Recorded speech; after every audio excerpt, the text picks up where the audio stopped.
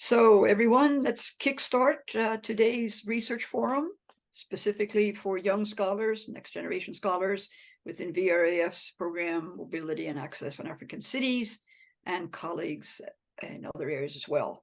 I'm Jane Somerton, the scientific advisor for VREF, and without any more delay, I'll turn over the word right away to VREF's director, Henrik Normark. Go ahead, Henrik.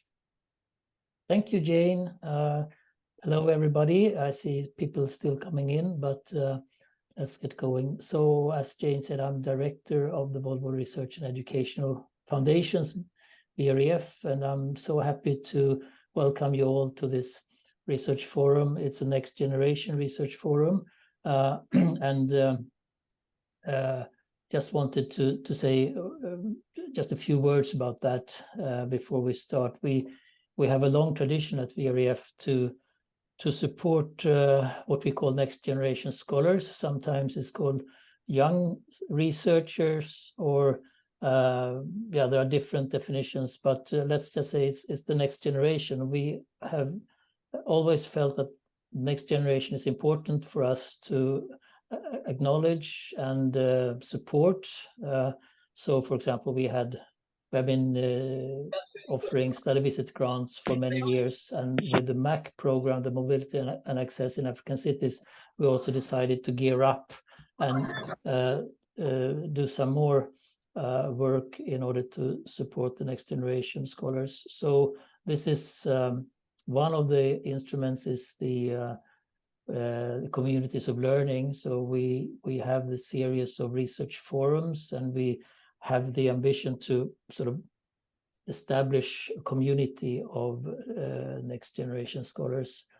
So this is an event in the series, and we have this year two young researchers, Pascaline Basil and Robert Ambunda, who are kindly supporting us as facilitators of the community of the next generation scholars. Pascaline is here, and in a minute I will hand over to you. Robert has excused himself. He was called in the last minute to his university to do so. I think he's acting head of his department right yes.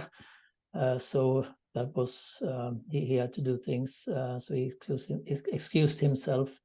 So a very special welcome also to Gabi Nudelman, who will be our lead presenter and leading the work today. And you will be introduced more thoroughly by Pascaline in a minute. Also wanted to just say, well, most of you have met Jane Somerton, scientific advisor to VREF. You just wave your hand. And also Karin Henriksson, who's communications officer at VREF. So that's the VREF representatives here today. So very welcome, everyone, and wish you a fruitful afternoon. And over to you, Pascaline. Thank you so much, Henrik, for those welcoming and kind words.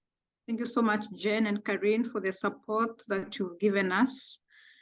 And to VREF at large, I think some of us can testify the support that you've given to us.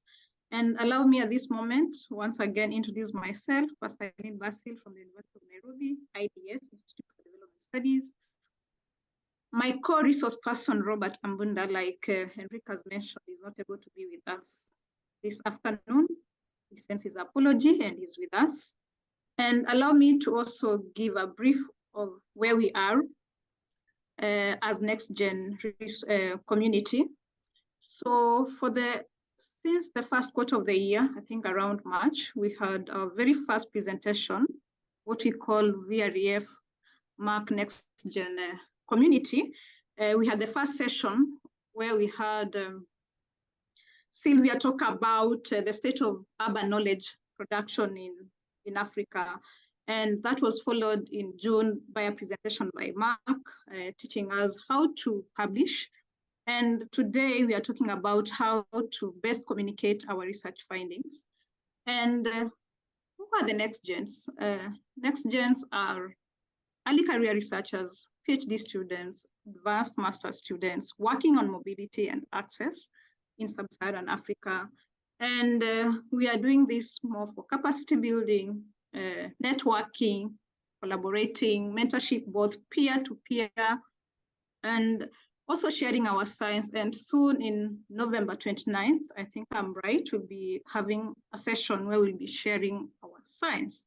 And we welcome all of us to, I'm sure by the end of this session, we'll be able to communicate our science, and we are looking forward to that.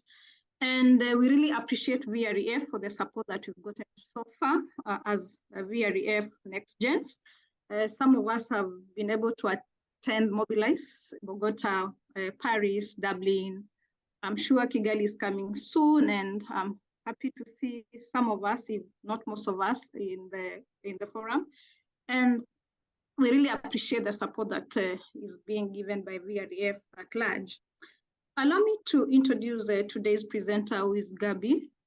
Gabi is an experienced academic trainer and coach who specializes in communication skills development. After 13 years being at the University of Cape Town, she has recently joined the University of New South Wales School of Management and Governance. She has run numerous academic and professional communication workshops for universities, civil society, and corporates. She also has her own thesis coaching business, My Thesis Coach, to which she supports master's and PhD students on their thesis journeys. Her PhD was in higher education studies and focused on the ways in which students develop employability skills while at university.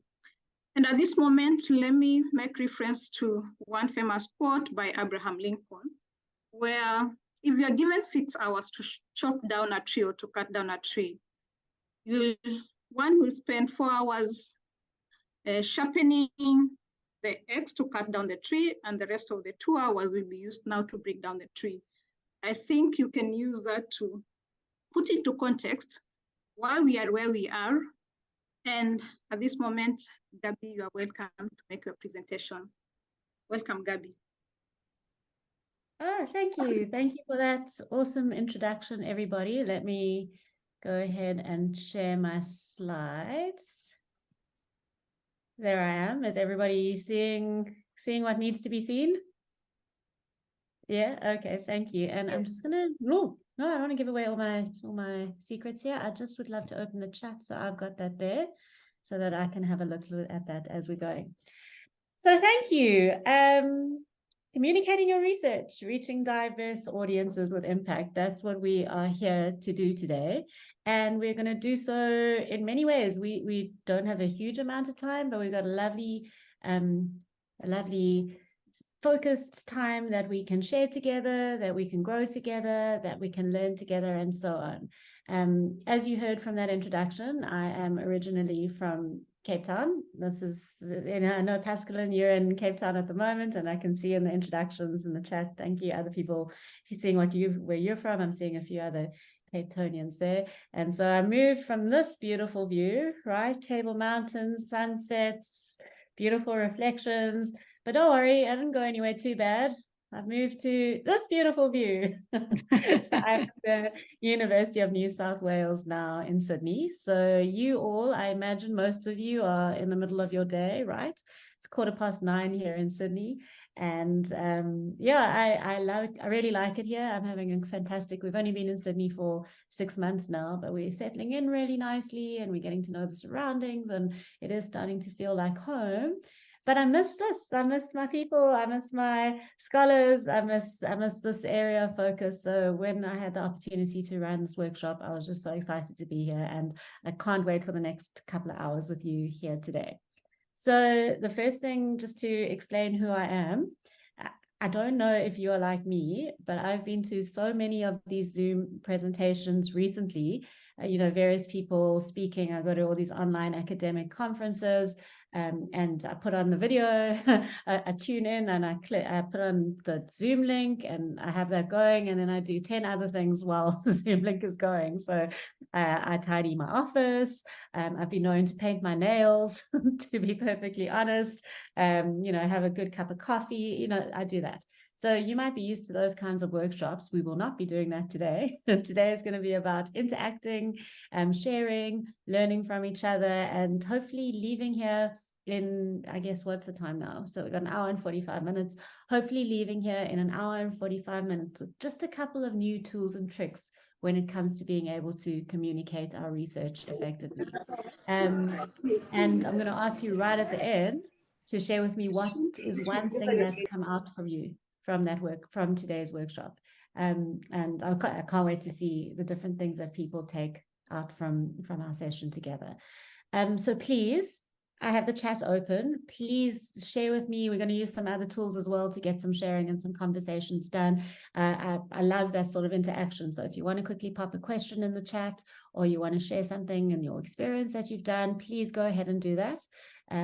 There'll be a chance for you to talk as well today. At the end, there'll be a question and answer session.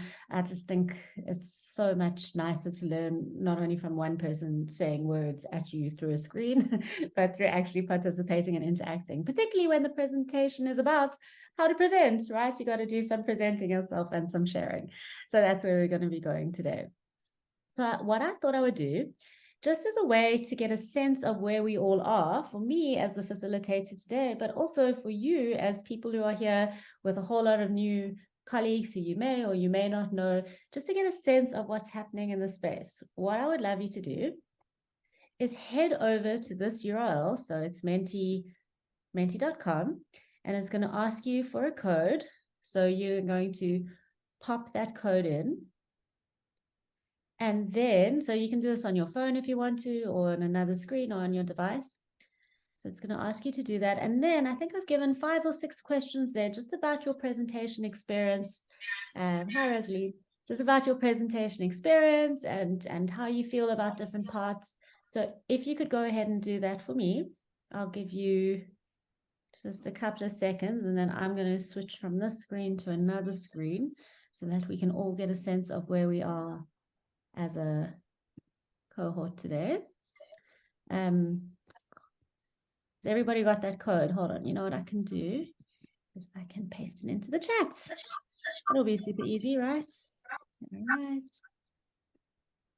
Go there. Yeah. Go there. Menti.com.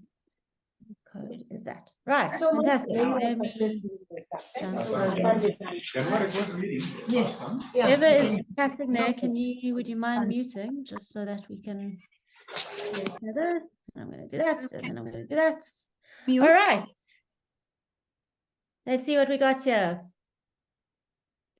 Some of you may still be busy sharing your findings, but let's see. This is obviously the average out of where people are. So, all right. I like watching the numbers moving and hopefully moving all over a little bit more.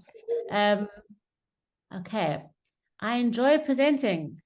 All right. We are somewhere in the middle over there. Only one person at the end who's like, yay, presenting for the win. But we kind of, we're sort of in the middle. I'll take that. Not too bad. I present my research often to diverse audiences. Okay, a few people have had experience with that, and a lot there. A few people not so yet.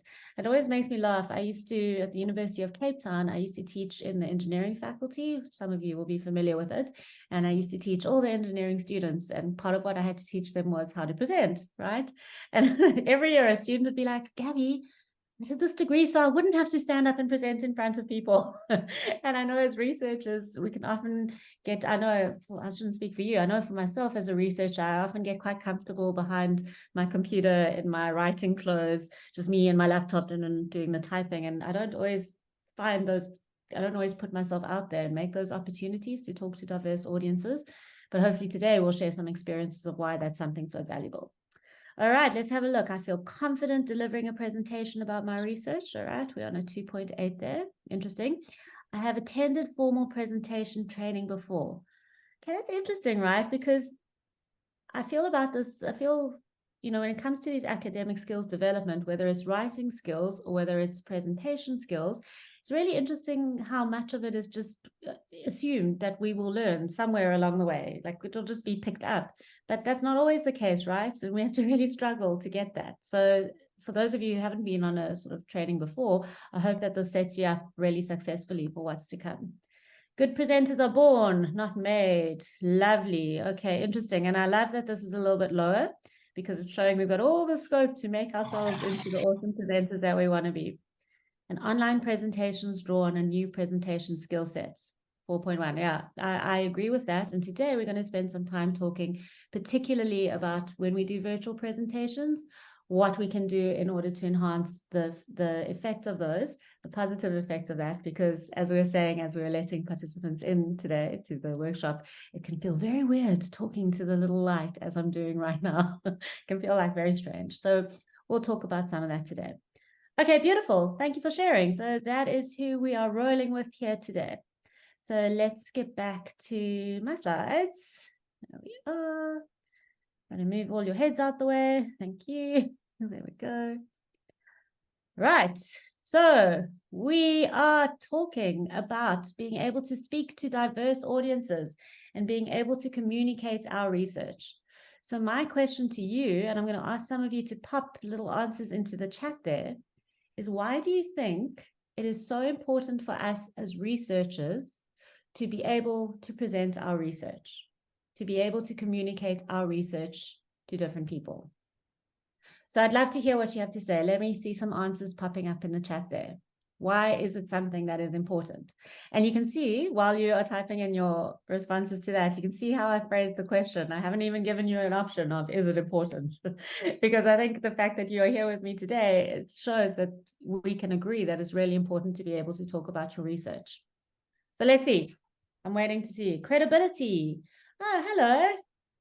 My friend. Exactly. How's it going? Credibility. Okay. So when we speak, let me say what I think you mean. And if you think differently, jump in. But when we are able to speak about our research, that shows it is a testament to our knowledge and to our ownership of that knowledge and to our confidence of being able to talk about it. And that's something that can build our credibility. I hope I understand that. I'd love to push that a little bit further and see, does anybody have any ideas about why is credibility an important thing for us as researchers? Beautiful. Oh, I'm loving this. Thank you, everyone. Great. Ada Toyose says to make meaningful impact. Yes, absolutely. I don't know about you as researchers, and of course, there's so many different spheres of research, so I'm going to have to kind of talk big picture here, but I do research. My area of research is higher education studies. I want my research to do something in the world. It's lovely publishing journal articles. That feels really good. And I wrote that thesis. That also feels really good. But those just sit on shelves, virtual shelves for the journal articles, real shelves for my thesis. That knowledge needs to get out there into the world. I wanted to do something. I spent a lot of time doing it and it was quite smart. So I want that to do something. I want it to work. I want it to be of use, but it's not until I'm able to communicate it to different people. So absolutely, make meaningful impact. That's how you make impact. And coming to the next points, Idrisu, being able to share that knowledge. Absolutely. And I can see someone else said something about knowledge sharing too. Beautiful. Princess, to receive feedback. That's beautiful. I hadn't even thought about that. So if I'm understanding that correctly, it's about our own journey as researchers. We can get better if we are able to talk about it, have people find the gaps, hopefully very friendly and not in a mean way. But that can actually help us get better as researchers. Oh, beautiful. I hadn't even thought about it. Lishoma says it shows that you are the true owner of the information. I like that. True owner of the information. Can we own information? I'm going to tie that back to, do we want to throw the information out in the world? I'm going to tie that back to that idea of credibility, right? Building your confidence, building your knowledge. And, you know, I'll go one step further than that, is that notion of becoming an expert in your field. Now, I once saw this amazing diagram. It was like a big circle, and then there was like a tiny little pinprick, dink, and there was an arrow, and it was like, what I'm doing my PhD on.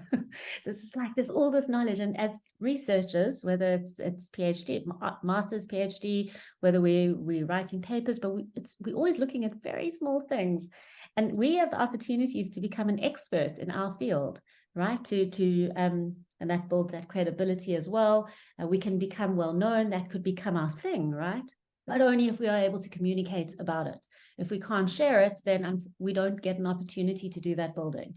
And actually, that's amazing for career building as well, right? If we're thinking pragmatically about our careers as researchers and academics, to know we're experts about something can be an amazing force in our careers.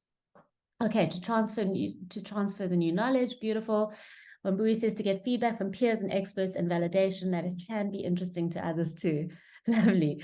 Rosaline says, by presenting your research, you enable your listeners to understand exactly what your research objectives are and what you are aiming to achieve. Love it. Suzanne says, we have an obligation as researchers to share the knowledge. That's cool. You're taking that a little bit step further than me. I said it's something nice to do and a lovely principle. You're saying it's an obligation. I mean, that could be, we could go deep and be like, as researchers, is it our responsibility to share it? So we could think about that. Or we could just literally think about the fact that often we're funded, right, by different bodies, and part of that funding might require us to present back about our research. And yeah, being able to present about it is one way that we do that. Owen says credibility to build onto the ethics of the research. Lovely. Lillian says to inform industry. I love that. We're thinking beyond just the institution of the university or the research institution that we're with, and starting to think about those links to industry. And that is a huge thing at my university here in New South Wales. There's a lot of push to be making those industry connections, because it's great for industry to have our new knowledge, and it's great for us to be learning from industry and pulling that into our research. Again, that only happens if we're being able to communicate and present about our research. Yeah, Gladys says, that's why we're researching in the first place. And Yvonne says, when we present, we get a better understanding of the topic we're studying. Absolutely, because we can often find, when we are telling that story of our research, we can often find what perhaps isn't flowing so well in that story, what needs to be built up more, and that can lead to us being better researchers. So beautiful. You've done my job for me now. You've convinced me. I mean, I came into this pretty convinced, but hopefully you can see all the reasons why it's so important to be able to present your research.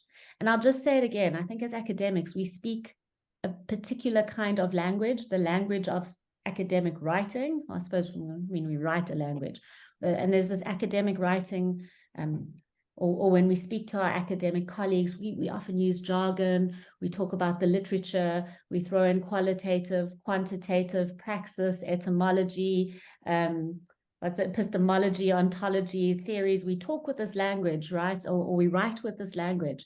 But that can be really isolating for people who don't speak our academic language. And that means our conversation is just so constrained to people who do share that academic lingo. There are so few people, right? And that's a pity. We don't want to limit our communication about our research just to that. We want to get it wider. Just before we move on, some things that you haven't mentioned are funding, right? Getting funding for our research. We need to be able to defend it. And I don't mean in a formal thesis defend way. I just mean we need to be able to talk about why it is important, what it is doing in the world, what the value of it is, right? So it could be very much tied into that. Again, with job panels, that kind of thing, talking about it too. Yeah, and more will come on as we're going through. Beautiful. So this is important. And I want you to notice in all of these things that you've told me in the chat now, you're talking to a lot of different people here, right? You're talking to colleagues, you're talking to supervisors, you might be talking to popular media, you might be talking on your YouTube channel if you're sharing information about it. You might be talking to the stakeholders involved in your project. These are a wide, diverse audience of people who you will be presenting to. And the way your presentation will have the maximum effect is if you think really carefully who that audience is, what they need, what they want, what they believe. And if you can weave that into your presentation, that's going to have the most chances of success. So just that idea that you'll need to be altering your message. Oh, hello. You'll need to be altering your message when you are speaking to all of these different audiences. And we'll be talking some more about that in a minute. So what I would like you to do is think to yourself right now, who is the best presenter that you know? And I want you to think big on this picture. It doesn't have to be someone in your academic field. So, for example, you might think about someone in your religious community. You may think about someone who you have seen. You may think of a teacher that you've had over the course of your life. You may think about someone in a community group. You could think of a famous person if you would like to. Maybe you've seen someone at a conference or something. You can think about someone who you've seen on a TED Talk or a YouTube video, but do remember that they often have the benefit of nice, fancy editing and beautiful cameras and spotlights, but that doesn't preclude you from thinking about that person. So the first thing that I want you to do is I want you to think, who is that person? And when you have that person in your head, you don't have to tell me in the chat who that person is. But what I would love you to do is just give me a little thumbs up so that I know we can move on. But I want you to have just a very clear idea of who that person is. So you can give me a thumbs up in the chat if you want, or you can just give me a little Zoom reaction thing. Ah, thanks, Karen. Ah, beautiful. Thank you. Oh. Okay. Lovely. Right. So thank you very much, Abiola. Right. So what I would like you to do now, we even got a little round of applause there. Thank you. I'll take any hand movements I can.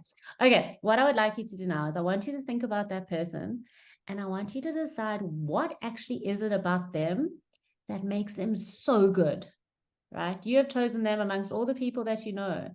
What is it that makes that person so good? And I want you to pick one thing.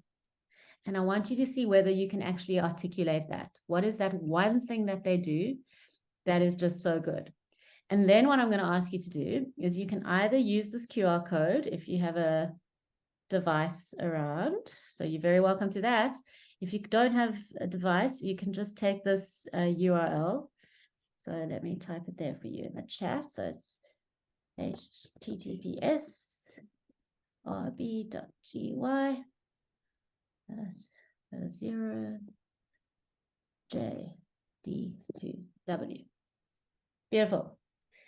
And that is going to take you to a Padlet screen. Cool. Thank you, Pashkalin.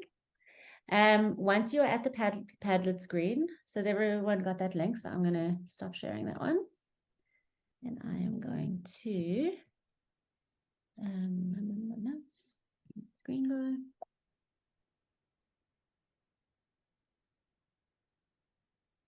So while you're doing that, you're going to head over to that Padlet screen. And then what you are going to do, sorry, there we go. Excuse me as I leap through the different sides of the cyber world. Right, once you're on that, you are going to click on the little plus. It's going to pull up a screen for you.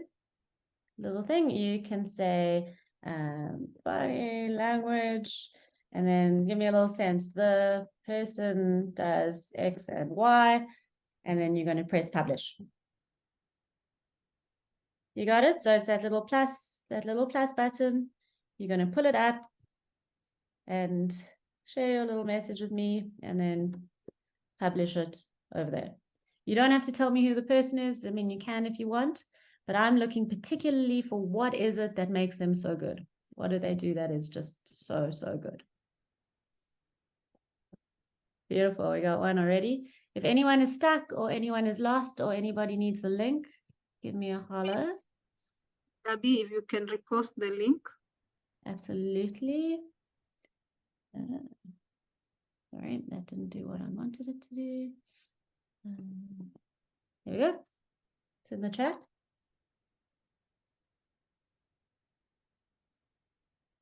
Okay.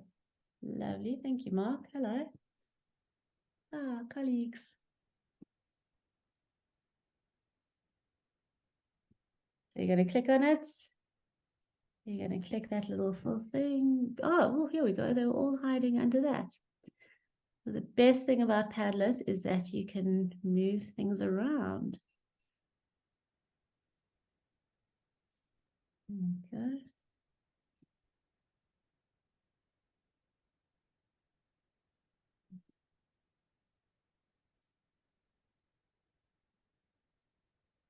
Loving this. Okay. Knowledge. Beautiful. I like moving these things around as we're talking. So let's see what we got. We got clarity, projection and eye contact. We got experience.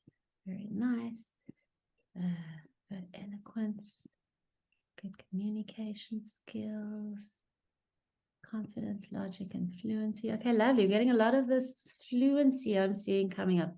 She embodies her message. That's interesting. Oh, excuse me.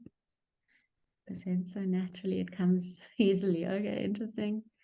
Clarity over there. All right. Oh, thank you. This one's beautiful. Thank you. Got a lot to look at over there. Hey, why do you move? The coherence, lovely. Okay, let's have a look at what we have over here. So these presenters who are so good, who are just so great, what do they do?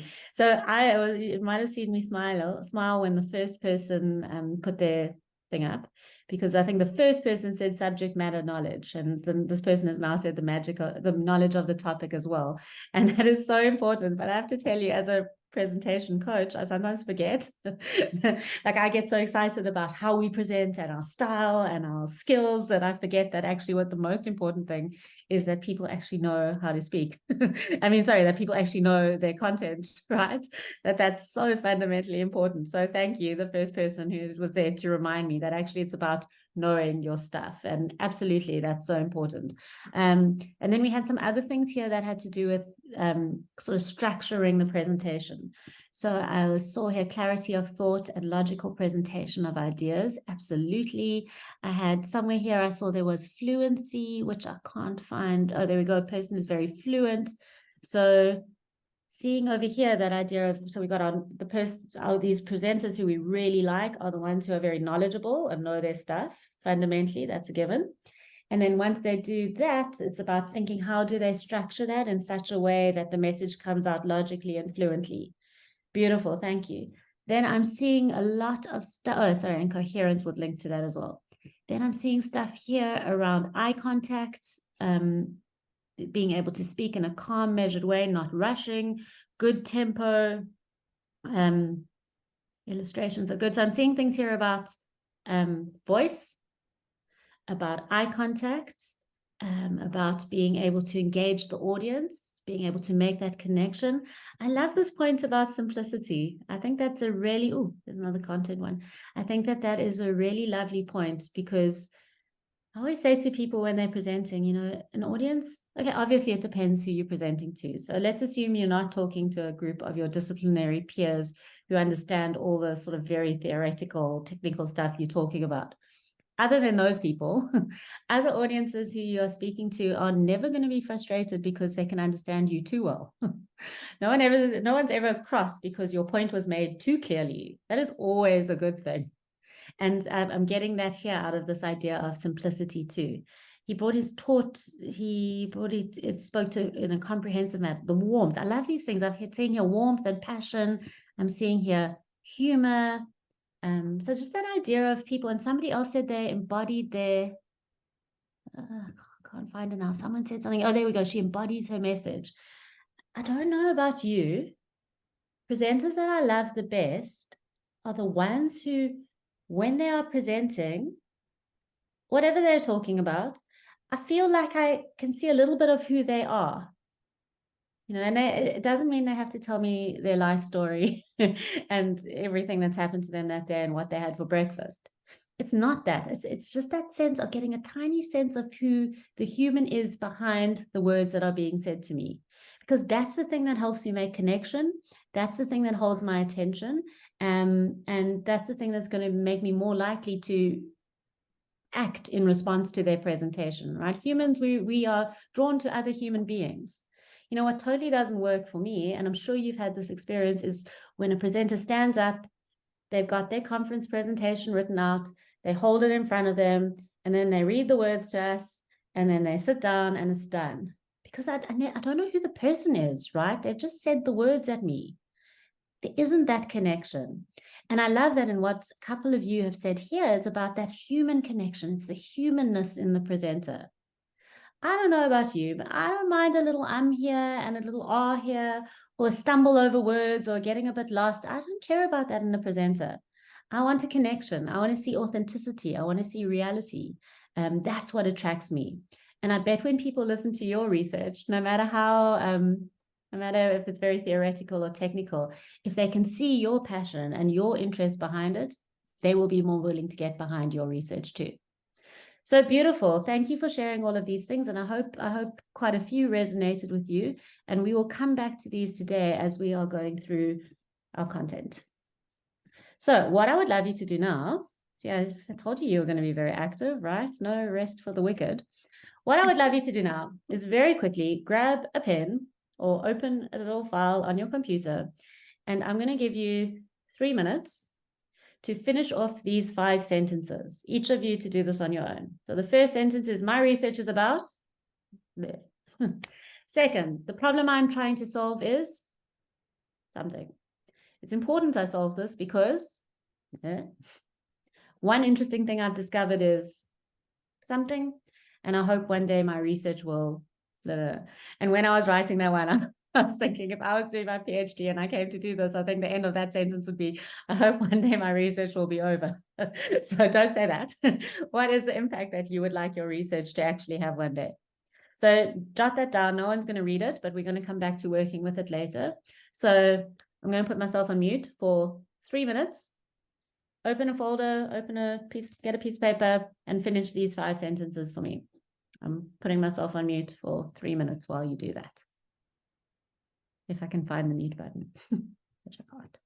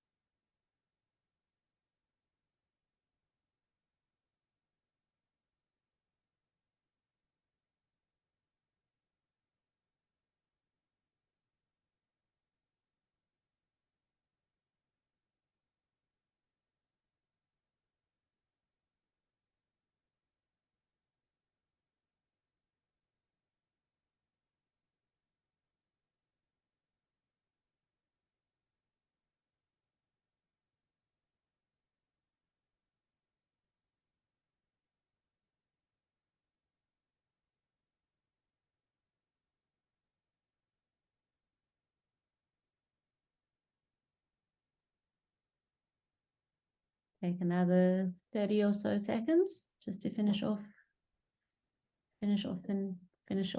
finishing the sentences. Tongue twister.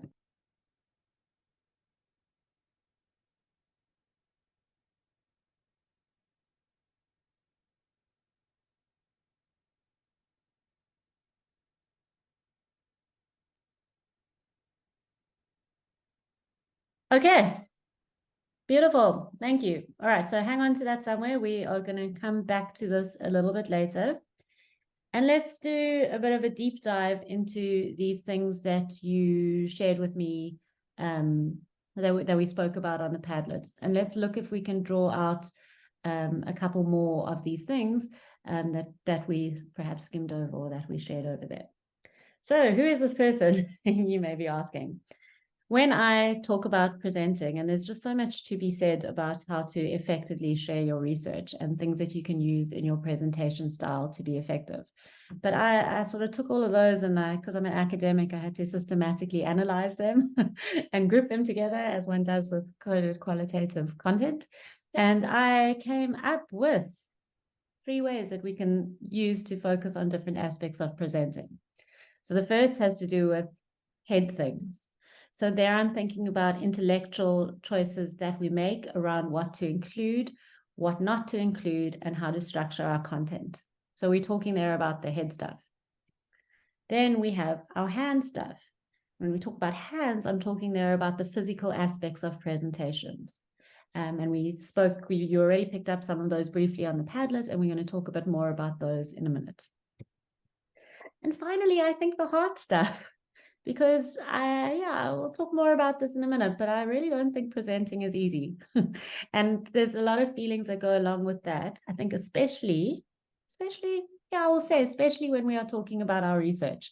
And I've got a lot more to say about that. So let me share that when we get there.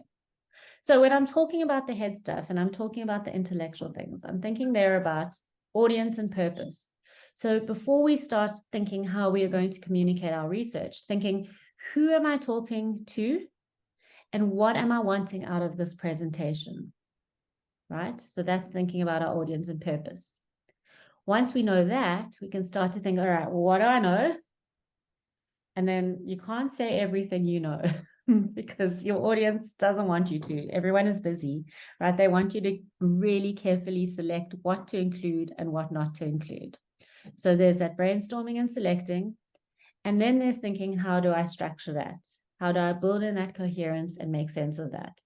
So, and today I'm going to share with you the very easy way of thinking about our structure that you might find helpful. You're going to play with it today in our session, and you might find helpful to take with you afterwards when you're in other situations. And it's something I use in all my presentations still. Now, I learned this years ago, and it's so simple, but it definitely works for me when I'm talking about my research.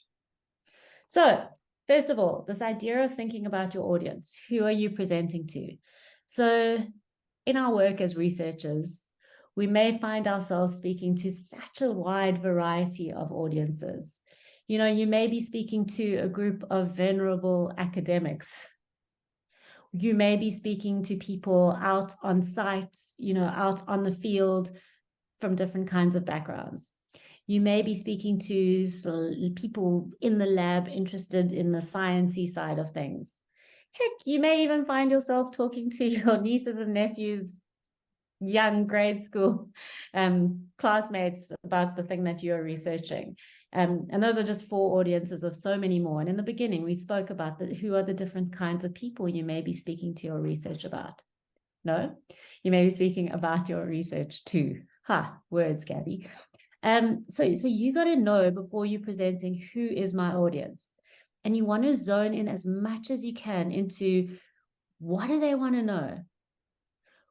What kind of words do they use? What are their values? What are their experiences? What do you have in common with them? Do you need to do some research to better understand the prior knowledge that they're getting in here? Because you don't want to make that mistake of either, you know, again, if you're anything like me, you get so sucked into your research world and your research knowledge, and that you kind of, and it becomes part of you and your academic identity, and it's what you're breathing, eating, thinking, sleeping, dreaming about. Oh, those academic dreams, right, guys? Mind-blowing.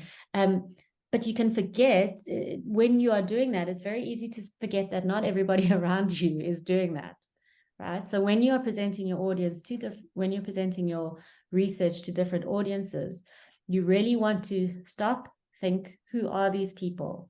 And of course, that might mean a little bit of generalization. You know, we look at our pictures, you know, this person may know a lot about mobility studies, that person might not, but you're speaking to all the academics. You know, so you're going to have to do some generalization if you're speaking to a group, I guess. But you want to know, like, yeah, what are their interests? What do they want to get out of it? What do they know? What don't they know? What words can you use? How high should you pitch it? And that thing about who your audience is going to affect all aspects of your presentation. It's going to affect the kinds of vocab you use. So can you go and throw your technical jargony words in? Many times you can, if it's the right audience. If it's not, though, you want to think of an alternative way of saying things. You're going to want to think about the visuals that you use. How technical can they be? How simple do they need to be? What would be appropriate for your audience? I mean, even things as far as what you wear to the presentation, right? Do you show up looking really super duper formal? Can you be more low key? That will be affected by your audience.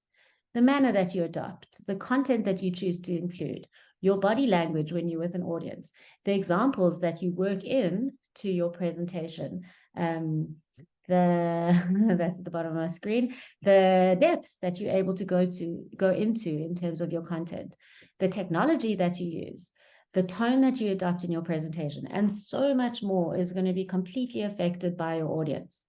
and you don't want to aim too high. So you don't want to throw in all of your jargon, technical knowledge, nitty-gritty findings, and then your audience won't understand it. You also don't want to go too low and just completely simplify what you're doing. And then your audience thinks, well, this is a waste of time. What has this person been doing for the last couple of years while they've been researching? So a good presenter is going to be very clear about who am I talking to, and is going to work that into their presentation really explicitly, right? Saying something like, you know, you're funders, you work for the Goldsmith Founding Foundation, and your values in your statement are that you support innovative research. Well, I'm here today to tell you about my innovative research. I made that up, obviously, but you can see what I did there. I thought really carefully. I went off, I researched the fictional company Goldsmith or whatever I called them. I know what their values is. I'm working it in. I'm speaking to my audience.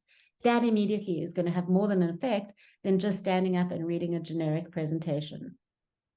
You know, even at a conference, you want to think, okay, what slant is this conference taking? You know, so I work, my field, I'll go back to what I used to do. My field was engineering, my research field was engineering education. Sometimes I would go to an engineering conference and that's not a very good example. I'm trying to say, like, you might go to a conference and you have a particular focus. So for example, if I went to an engineering education conference, sorry, can I just get my example going in my head for the next 10 minutes while you just wait?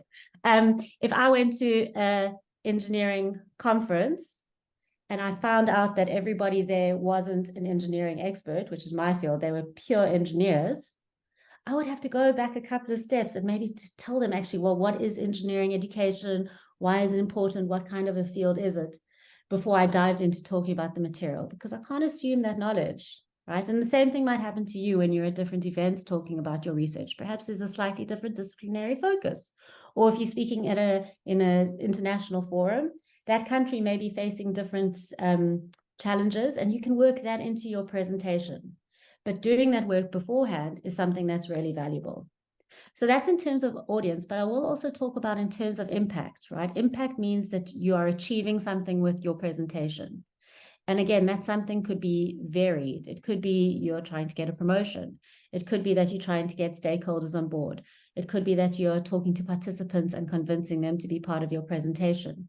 It could be various different aspects of it.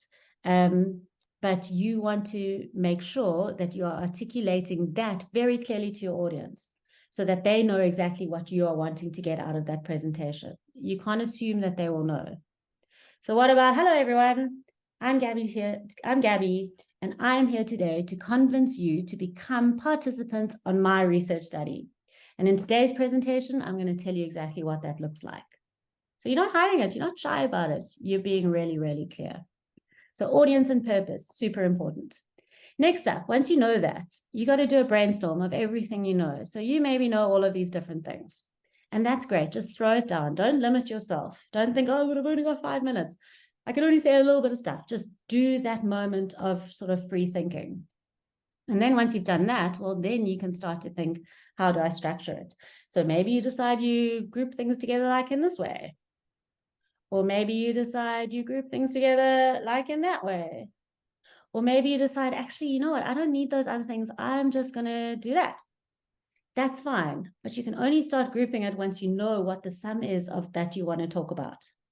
So think very carefully, do a brainstorm. For some people, it looks like crazy spider diagrams. Other people are a lot more organized and systematic about it. But do that brainstorm, get it down on a piece of paper and think, what is there that I could say?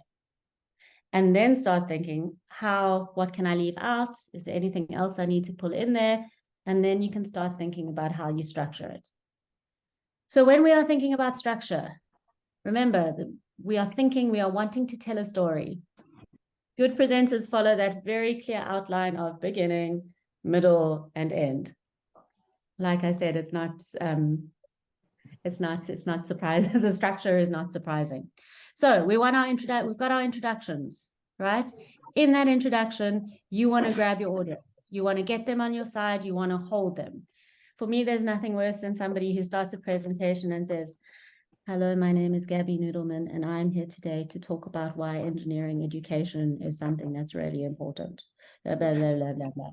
That doesn't work. If you want your introduction to be that moment of connection, look at your audience, make that connection. Tell them who you are, tell them what you're doing here, tell them what you want to get out of the presentation. A good introduction has a hook, so you might want to hit them with a really interesting question that grabs their attention and that you answer as you go through the presentation. Or you may want to pose a statistic. I love a crazy statistic at the beginning of a presentation. I'm always like, oh God, really? And that pulls me in. Or you may want to say the biggest finding of your study so far, grab their attention, and then go back and, pull them. Sorry, let me 1 second. Okay, thank you. So then go back and pull them in from there, right? That could also be a way, but you want to hook them right at the start. You may be able to get them back later on in the presentation, but if you don't hook them right in the beginning, you've lost them throughout. So that's that. You know that you're going to want to end with a conclusion. And for me, there's nothing worse than a presentation. I'm like, have you ever had this experience? You're watching a presentation, someone's presenting about their research, and you're so engaged and you're really into it and you're totally listening, and then it's like over. Like, I didn't know that was coming. So you want to tie it up together. You want to tie up any loose ends. You want to give them a last passing thought. Remember at the beginning where I said you're going to tell them what you're wanting to get out of this presentation? In that conclusion, you're going to just remind them as well, because remember, people have very short attention spans, and they're thinking about what they're having for dinner, and they're thinking about the series that they're watching, and they're thinking about how they really need to be doing their research, right?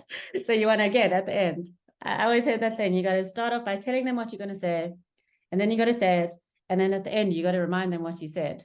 You know what, again, I'll say it, audiences are never annoyed if they are too clear about the point that if you're too clear about the point that you're making. So you want to be super clear, again, at the introduction and at the end as well. But what you want to do in the middle is really think, what are the few main things I want to focus on in this presentation? You can never cover everything, right? Even if you have half an hour to speak, you're going to have to leave stuff out about your research. You've been doing this research for months or years. There's so much that you could say, but you can't say it all. So you got to think carefully. What are the main points I'm going to make here? What are my main 3 points, for example? I think 3 works really nicely because it doesn't overpower our audience. What are the main 3 points that I'm going to make here? And build around those points. But then what's really important, not only that you have the points, but that you link those points really cohesively. So remember at the beginning on the Padlet, a couple of you said cohesion and you said flow. That's what this is about. So you're going to do point 1, for example, and then what you got to do is lead us into point 2. You got to make that link for us. Then you're going to do point 2, and then you want to lead us into point 3. And the way you do that are through these transitions. And there are different ways of transitioning. So you may say, the next factor. So you discuss your first point, and then you say the next the next factor to consider is something. Or in contrast, another way to approach it. Or finally, or you may have a question. I love a good rhetorical question in the presentation. So what are some ways to recruit participants? And then you go and tell us. How can we carry out this experiment in a different way? And then you go and tell us. And then, you may want to just use sentences like the results were inconclusive, therefore we needed to, or this brought the planning stages to a conclusion, next we had to think about. So it's just about really explicitly making those links as you move from point to point to point. You don't want the audience to have to do that work, because then they're going to think, I'm not seeing the story here. What are the links between the content? You want to very clearly articulate those transitions. And then remember that conclusion, you don't want it to come out of nowhere, like I said. So you want to really clearly signal it. You might say things like, in conclusion, or to end off, or we're now approaching the end, or one last point, but give us that little signal. Because I don't know about you, and I've been sitting in a presentation and, there's a lot going on. When someone says in conclusion, that's the moment I go, oh, this is the conclusion. Right, so I'm listening. So always clearly signaling that. So this is not, like I told you, this is not revolutionary. And you will probably know some presenters who completely mess with this kind of format, and they play around and they jump around and they don't stick to it, and they're still brilliant. And that is great. Good for them. But for those of us who are still developing our presentation skills, or maybe not feeling so confident in terms of that, really thinking about it in terms of an introduction, 2 or 3 main points, linking those very explicitly from point to point and tying it up at the end, whilst thinking about our audience and who they are, what they want to know, how we should be speaking to them and connecting with them. And then having that human connection, it really works. And I know it because that's what I do in all my presentations. All right, so those are the head things. Those are the intellectual, rational choices. Let's talk about the hands, which are the physical things. And you know all of these things, but just to go through them quickly, we're thinking body language. We're thinking really, a lot of you said confident on the Padlet, and yes, but I always push people to think a little bit better what a confident person looks like, because we read confident even before they talk, right? So there we're talking about strong body language, shoulders back, gesture. You can't see my arms, but I am using them, I promise. Using gesture, just looking confident. And there's a lot of stuff around how taking confident poses actually feeds us and does actually make us more confident. They've done like chemical tests on people. That sounded really scary. They've taken like swabs of hormones and stuff, and they show that the confidence hormones actually rise when people take these confident poses. So not only does it look good for the audience, but it also looks good. It also will make you feel more confident. But you want to try avoid the fiddling and the shaking and the moving and all the weird things people do when they present, because you want to give off this confident body language. We want to think about facial expressions. You want there to be facial expressions. Again, when we are nervous and we've got our speech in front of us, you may look down and start reading it. And when you read a speech, the voice goes like this because you're just reading.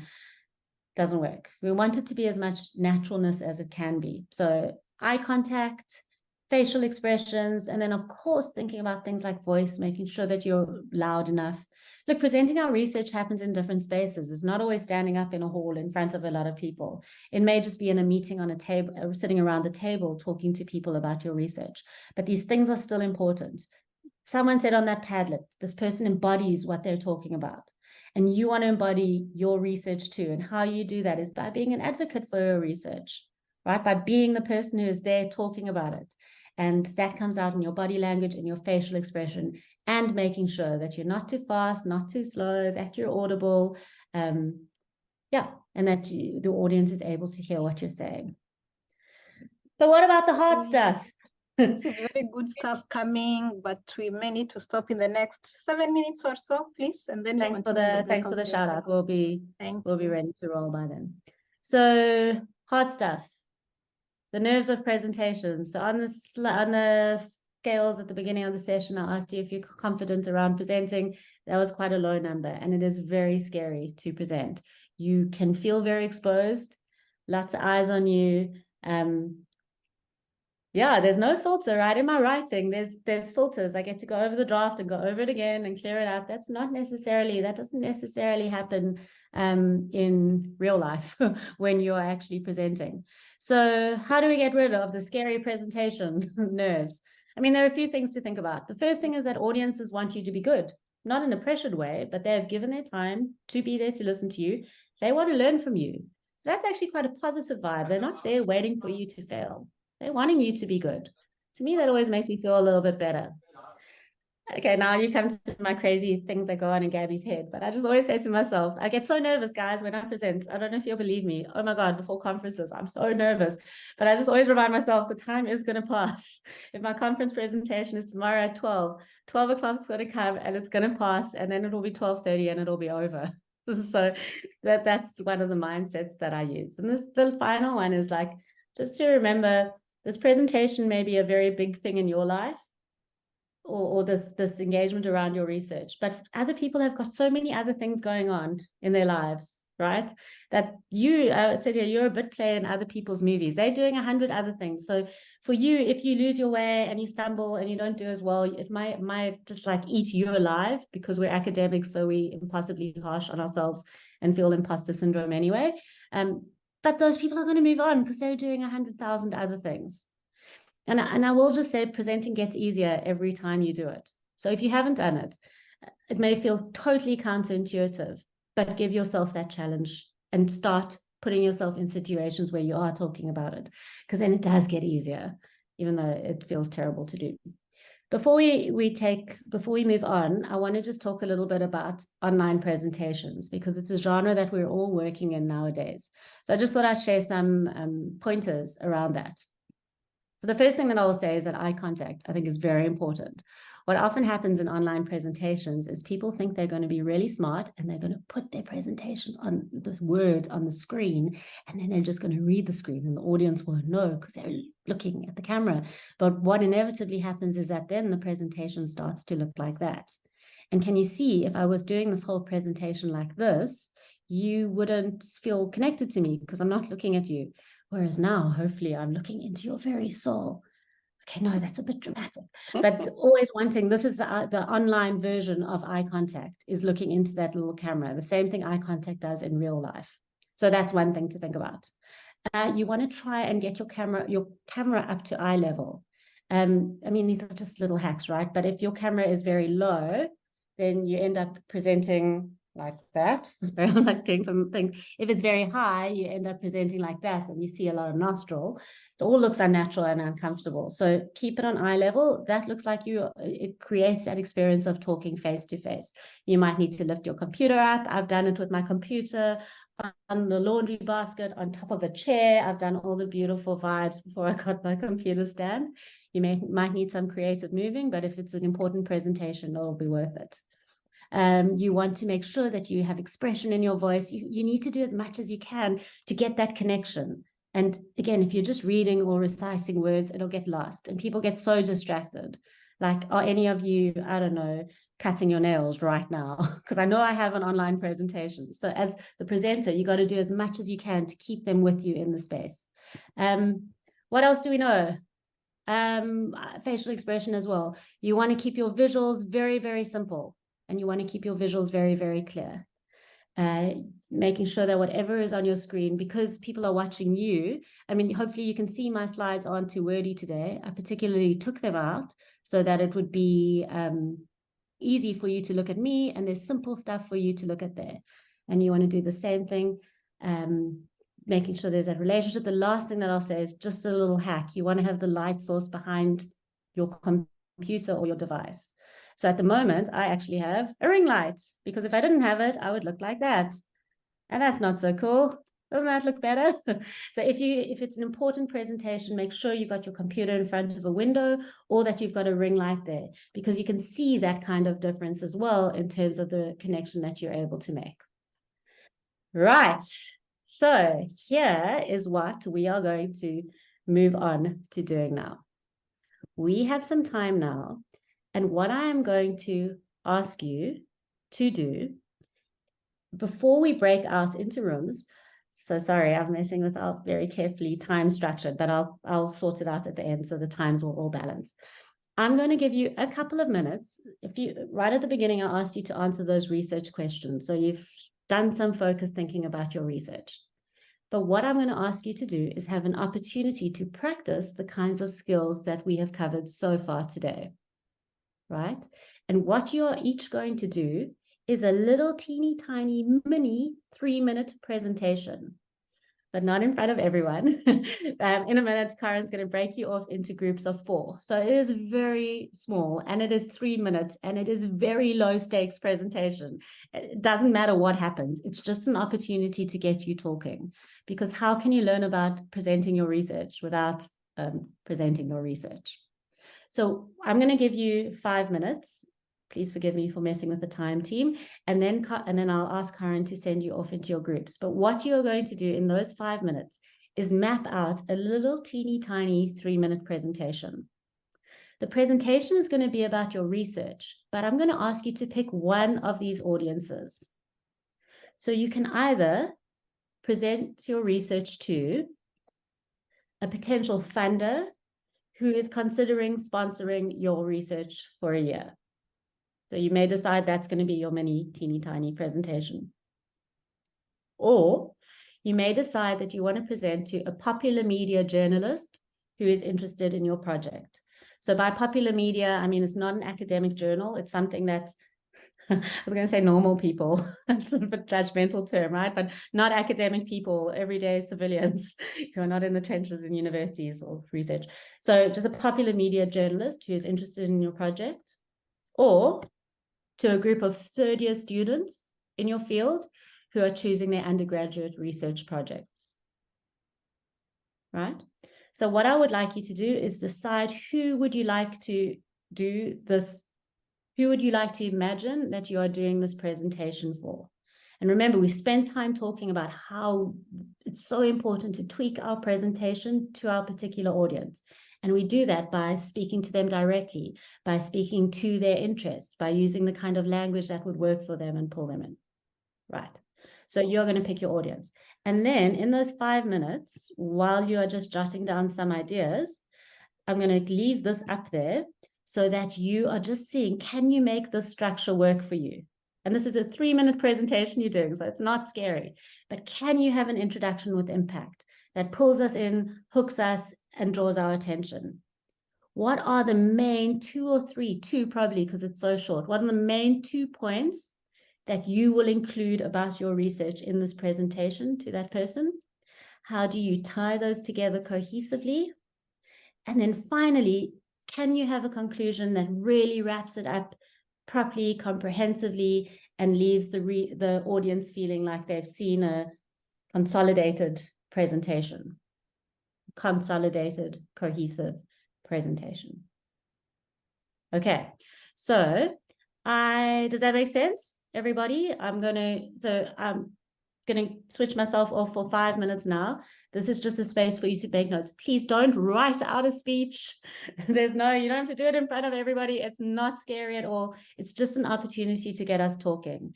And again, like you said, way at the beginning, we become better researchers when we speak about our research. So also see this as an opportunity for you to go first. So 5 minutes to prepare. We'll come back together. And then Karen will break us off into small breakout groups where you'll have an opportunity to do your presentation for each other, perhaps speak a little bit about that experience afterwards, and then we'll come back together as a whole. So I'm going to turn myself off for 5 minutes, but I'm right here. Pop any questions that you have in the chat.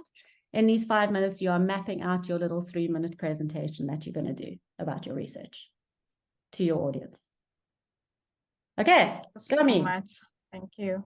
Perfect. So thank you. Sorry, team, about the time, but I'll make it up later. All right. So I'll keeping time for 5 minutes now. Enjoy, everybody. Ask questions if you wanna. Yeah, we have a plan for the time, Gabi, no problem whatsoever. And I believe we are all learning.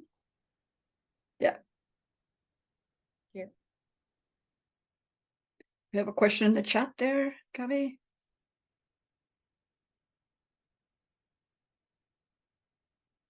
Rosaline, I can, but it's not, I can go back there, but it's not important. I just wanted you to sort of have a moment to think about your research and pull you into thinking about that. But rather spend these 5 minutes thinking about how would you present your research to one of these audiences.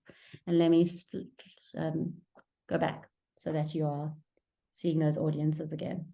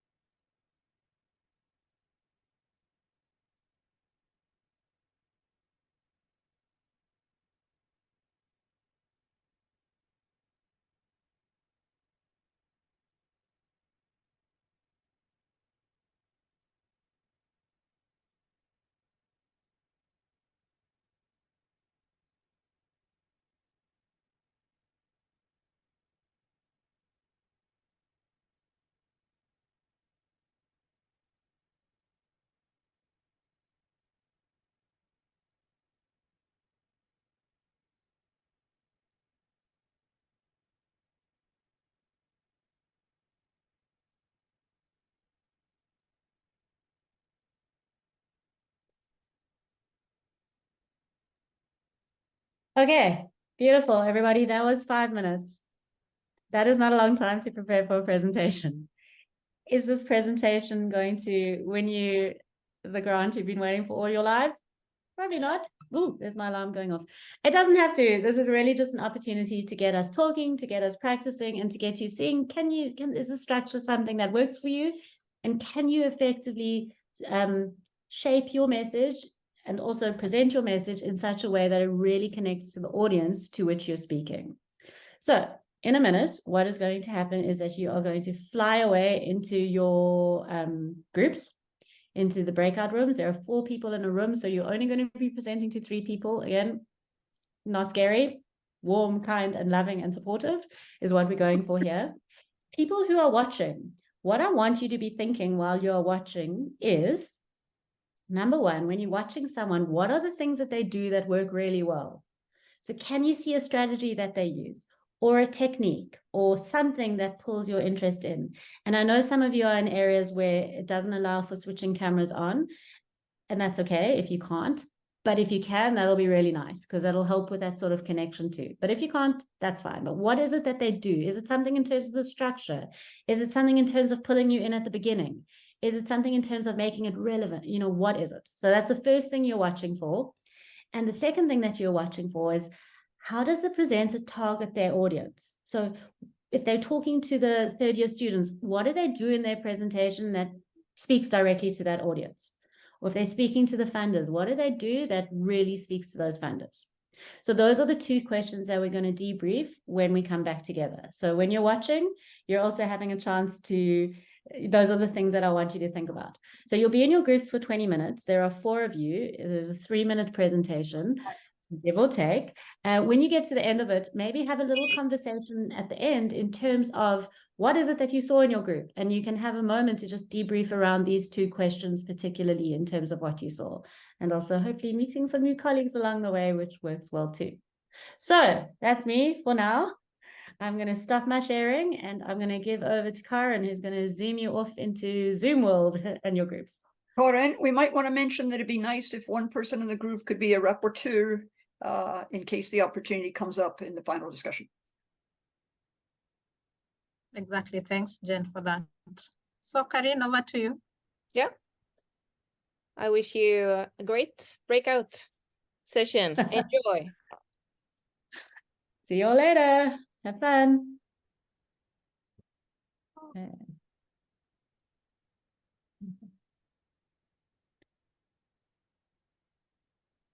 Here we go. Welcome back, everyone. Hello, Wow, everybody. Karin, that was so Hello, fast. Karin. Thank you, Karin. Too short. Dr. Ibrahim, Breakout I'll cite sessions. you. It's always too short when you're having fun, everybody. Yes. Am I right? Yes, there are a couple of us who prepared presentations who just didn't get that far. So I want a new session. Yeah. Well, yeah, Wow. you know where to find me. Yeah, it is. Sorry, it went by too fast.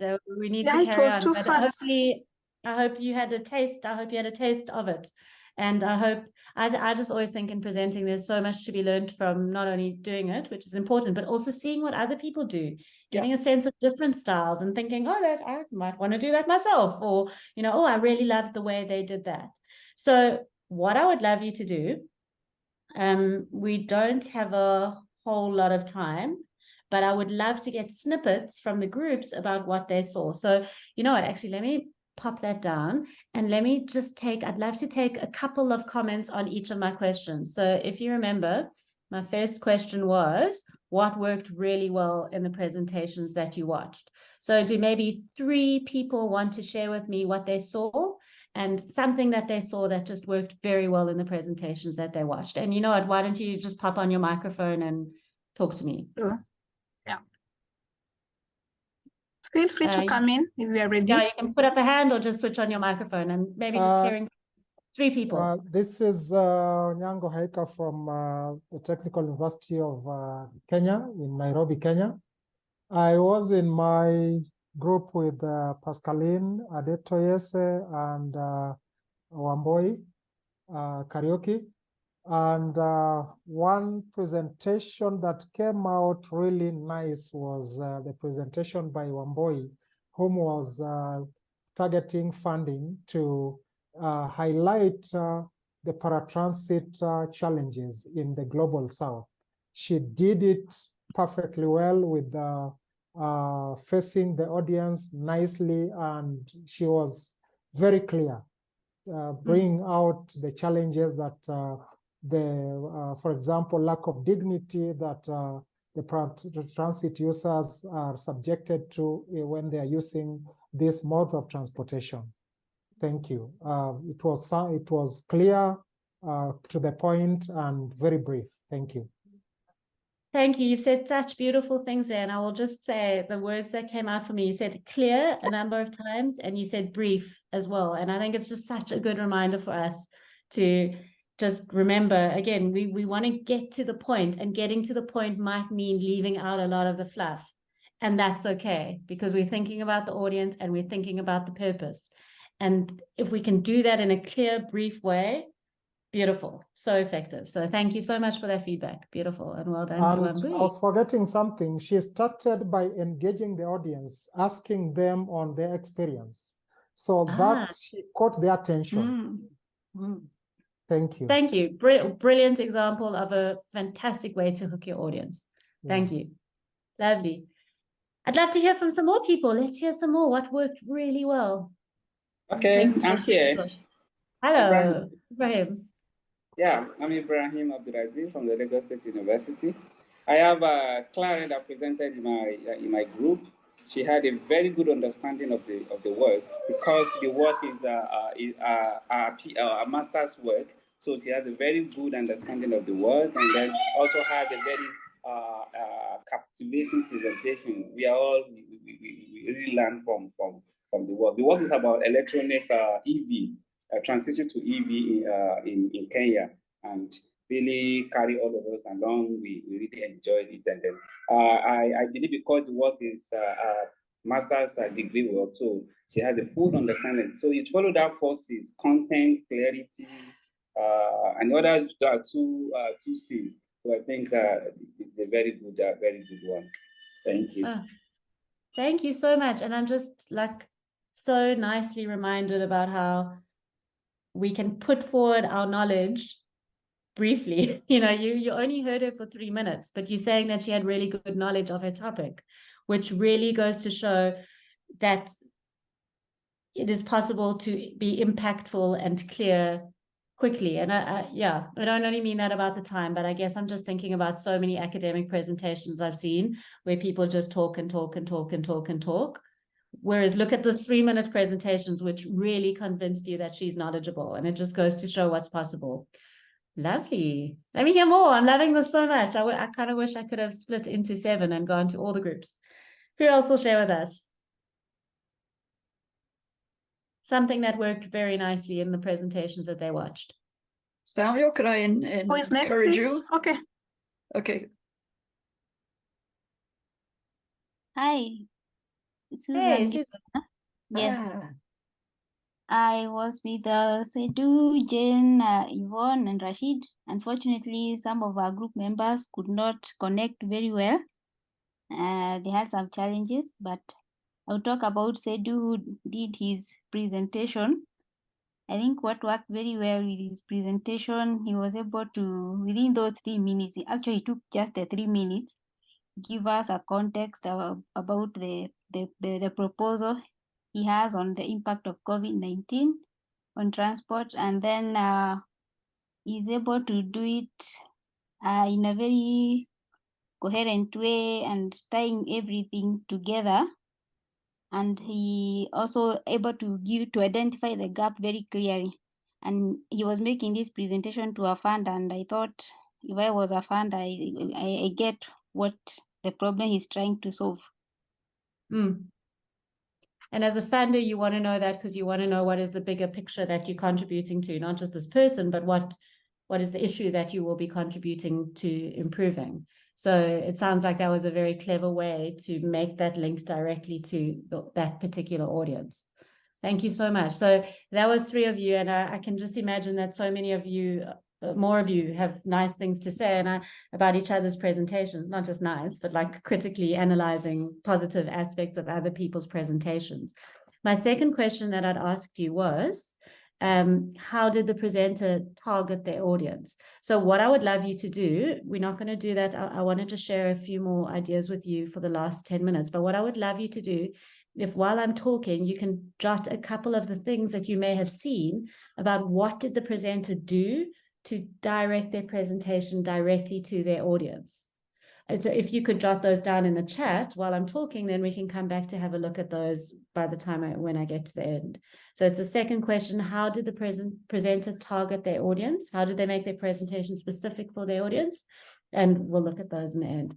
But just for our last couple of minutes, what I want to share with you is some ideas of visual aids. And a few of you mentioned this earlier on in the Padlet, and it's something that I feel really strongly about. Because visual aids are meant to be, this is like one day I had this epiphany, it's really pretty stupid, but visual aids are meant to be, firstly, visual. So it's things that are visual that capture our attention. And they're also meant to aid our understanding of your presentation. Yet so often they get used in a way that's not hugely helpful. So some of the things in the presentations that I've seen as an academic and people presenting around their research, some of the things that don't work. Oh my God, people, remember you, I'm still looking at the chat, so pop that answer in there. But how boring are these PowerPoint backgrounds? And please, no judgment, because I used this one at the top with the wooden thingy. I've definitely used that, and I'm sure you've used the other ones. My problem is that everybody uses them. So they're just so generic, and we've seen them 100 times. So I look at it and then I fall asleep. So although PowerPoint makes it very easy for us to use them, but PowerPoint it's like, you know, that bad friend who tries to get you to like smoke a cigarette when you're a teenager and they've got it and you're like, well, it would just be so easy. PowerPoint does that because it offers you these like templates and these backgrounds and crazy animations, but sometimes you just say, no, PowerPoint, I do not want your cigarette, or I hope you don't mind this long metaphor. Just say no. Something simpler. You can see in my slides, I've just used this black background. Makes my words pop out, means you're focusing on my visuals as opposed to just being kind of seeing the same generic thing that everybody has seen 100 times. All right, this slide. How does it make you feel? Does it make you feel inspired, excited, stimulated, keen to find out what I'm talking about? No, I bet it doesn't, because no one likes a slide full of bullet points and words. Remember, visual aids. We're going for visuals here, people. And then what about something like this, where people go completely crazy and they just show all their visuals on one slide? And I love it. I bet you've been in a presentation that does this. It's such an academic thing when the researcher is presenting and then they put up a slide like this and they go, as you can see on the graphic, blah, blah, blah. And you're like, oh my God, I can't see anything on this graphic. It's just too much. So that doesn't work either. You want what's on the slides to support you being amazing. And not everything you say will need a slide or a bullet point. Some things will be helped by a slide, by an image, or by a graph, or by a figure, or by a diagram. And when they will be helpful, absolutely use them. When they will not be helpful, you don't have to have anything on the slide. You're amazing. We just want to see you and focus on you, especially now because you got your awesome audience connection and so on. Oh, sorry, I forgot about this. My last thing that drives me mad is this terrible clip art. So what are some things that do work? Beautiful, powerful images that stay with us. Those do work. I tried to find mobility related images here. You don't need one for every point, but you might find a visual that supports what you are talking about, and you can just have that on while you are talking about it. Where do I get these beautiful visuals, Gabi? Don't worry, I got you, people. All three of these websites have free, have free graphics that you can pull and that you can use, that you don't have to reference. They are available, they are free, and they are beautiful. So no excuse for not having good graphics anymore. Next up, what is PowerPoint nice for? So I've got here, imagine this is my slide, very simple, right? What I can do though is pull the audience's attention to the thing I want them to look at. So I could say in 1970, blah, blah, blah. In the year 2000, da, da, da. 2050, it's set to look like that. So what does that tell us about 2033? Hopefully you can see what this has done is pulled your attention, hopefully, to the point that I'm trying to make. It is aiding my description. I love PowerPoint for that. So that's a nice way to use it. And the other thing that I love PowerPoint for is to help us understand a process. And as researchers, we have lots of processes. So for example, if I'm talking through my research process, I could say, well, there'll be the project launch. Next up, I'll analyze the literature. Then I will interview participants. I'll move on to analyze the data and finally write up the report. And I could speak about each of these in more details, but you can see how it builds the process. It takes us through step by step, and PowerPoint is lovely for that as well. So just a couple of things that you can do around that. I actually map out all my slides on pieces of paper first, and that's what I've got here. I know what I'm going to say in my presentation, and then I draw myself little blocks here, which are my PowerPoint slides, and well, they will be. And I think, okay, what do I need? Okay, I'm talking about New South Wales. Let me have a map of Australia and circle New South Wales. That'll aid my audience's understanding. So I make that decision strategically. And it's a visual I want to put there, not a ton of graphics. Your audiences will like this. Look, there will be presentations, maybe for a thesis presentation, they say you need to have lots of information on the slides. You could always have a slide set which has that. But for your actual presentation, you keep it really simple and slick. Audiences want to look at you. You are the expert. You are the credible sharer of knowledge. That should be your focus, not a busy, crazy, hectic slide set. So I hope that those are just a couple of little tips that you could use. And maybe as you go off today into the rest of your life, think to yourself, well, for that little 3-minute presentation, was there actually a visual that might have been helpful there? Another thing I love doing when I'm presenting is sometimes I just switch off my slides and I talk for a while. And then when I need it again, I pop it back on and I just use the B key to do that. So that's another trick there as well. I don't know who told us we need PowerPoints for everything, because we really don't. We only need them when we need them to help. Okay, so what have we done today? And I'm still waiting in the chat to hear. I would love to hear just from a couple of you, how did the presenters you watched really target the audience effectively? So I'd love to hear 1 or 2 of those. But what have we covered today? We spoke about great presenters. What do? What is it that sets them apart? And we saw that we kind of grouped some of those and we saw some common things coming out there. We spoke about the head, heart, and hands of the presentation and how, just that sort of little Gabi framework in terms of thinking about the different aspects we want to be thinking about. You did your little mini 3-minute presentations, and well done. Now that we're on the other side of it, I can say I know it's not easy to just talk about your research with 5 minutes presentation, but well done for doing it. And I hope that was valuable for you to practice, but also for you to connect with the other people who were in your group and to watch them and get some tips from them as well. And we just did this very last minute quickie over some visual aid tips and tricks as well. So that brings me to my last question, which is, from all of that we've done today, what is one new idea about presentations that you'll take away with you from the session?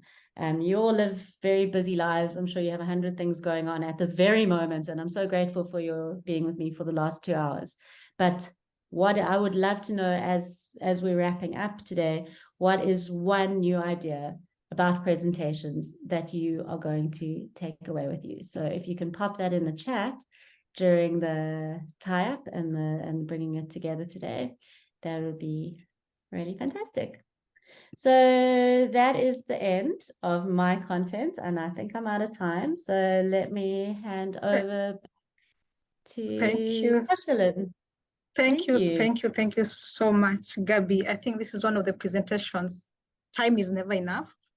I felt like not stopping you because it is very informative, interactive, and I believe we are all learning. And I think how you ended it, like what our key takeaway homes, and mine, let me just start briefly with mine. I know we have very few minutes to bring this to an end, but I think mine would be the 4 C's: content, clarity, confidence, and composure. Why I'm thinking of now putting this into context. Remember the person who is given 6 hours to cut down a tree, and you use 4 hours to sharpen the axe, and you use 2 hours to bring down the tree.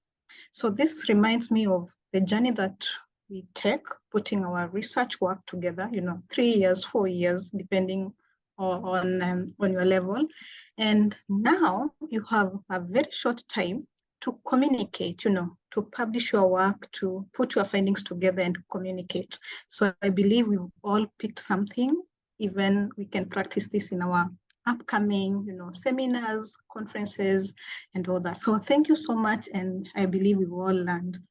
I think as we bring this to an end, we have a short survey that we will need to fill in. Karin, I don't know whether you are ready with the short survey. Karin, are you there? As people, please keep the chat active, posting. Karin, are you there?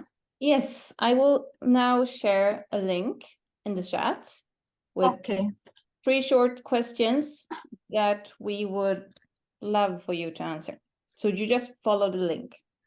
Okay, thanks. As Karin does that, remember we have a LinkedIn group and a WhatsApp group. Please find yourself there. You don't want to miss this.